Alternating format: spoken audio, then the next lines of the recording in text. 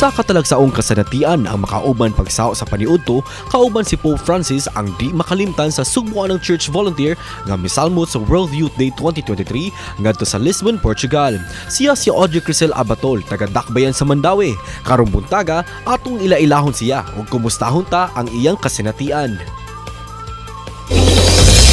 Hello, good morning, Ma'am Audrey. Welcome sa GMA Regional TV Live. Pakigreet una, Ma'am, ato mga kapuso dinhi sa Central ug sa Eastern Visayas. Maayong buntag mga kapuso, ako si Audrey, gikan sa Mandawi City, Cebu. Daghang salamat for joining us, Ma'am Audrey. Alang sa kasayuran sa tanan, baguhay raman gyud napahigayon ang World Youth Day diha sa Lisbon, sa Portugal. Unsa may tinguha niini, Ma'am? So ang World Youth Day ang pinakadako nga panagtapok sa mga batan-on sa tibuok kalibutan, no? Kauban ni Santo Papa. So ang tumong aning event kay ang mga participants kay makasinati sa Universal Church and at the same time to have a personal encounter with Jesus. Pila mo kabuk nga nakasalmot sa World Youth Day, labi na mga sugbuanon, Ma'am?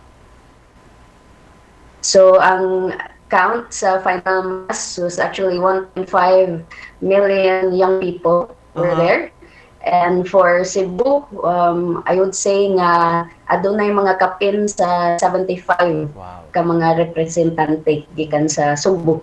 So uban kini of course si Archbishop Jose Palma ug si Bishop Ruben Labajo ug naay mga 45 delegates from the Archdiocese of Cebu ug naapoy mga volunteers gikan sa Cebu. Ma'am Audrey, hisgutan nato kini imong talagsaon nga kasinatian usa ka sa napilian nga makigsaw og kaon kauban si Pope Francis. Pwede bang ma-share nimo ni Ma'am imong experience ato? So na-surprise gid ko, grasya gid siya sa Ginoo. Wa gid ko nag-expect nga usa ko mapili kay it's really a great gift, no? Pero at the same time, kaya naka-realize ko nga si Pope Francis kay is also a person nga posible nga makasinati ko to have a personal, very simple encounter with him by sharing a meal with him. Unsa may giistoryahan ninyo, Ma'am? Kamo nga mga nakauban niya sa kaon, unsa may giistoryahan ninyo sa samtang naniudto? So, siyempre kayo siya ng mga istorya.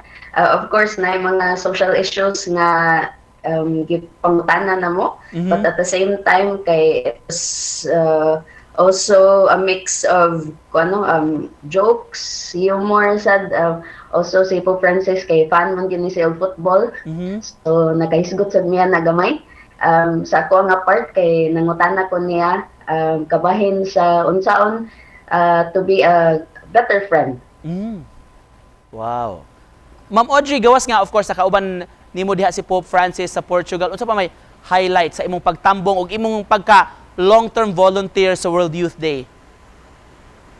So, matugid ko ang experience kay it's really an opportunity for me to know the church from the inside. And at the same time kay para makahibaw sad ko sa unsa kadako ang impact aning World Youth Day sa mga kabatan-unan para makahibalo gyud og kinsa si Jesus niya makahibalo sad og unsa gibuhat sa simbahan para makahibalo ni Jesus.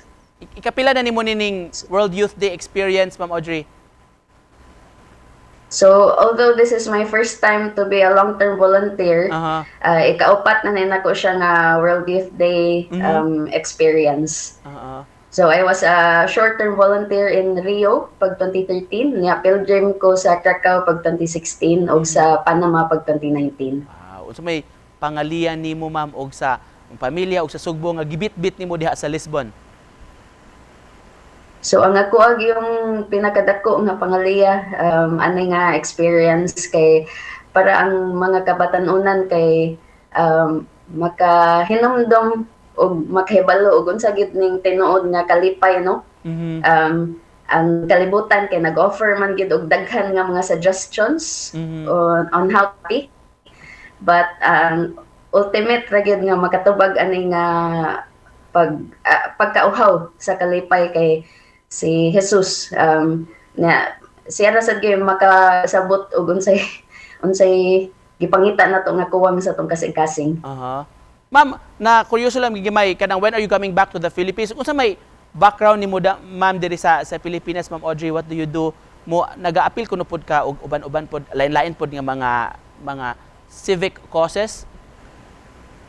Oo. So, karong August 16 ako ang scheduled nga flight pauwi.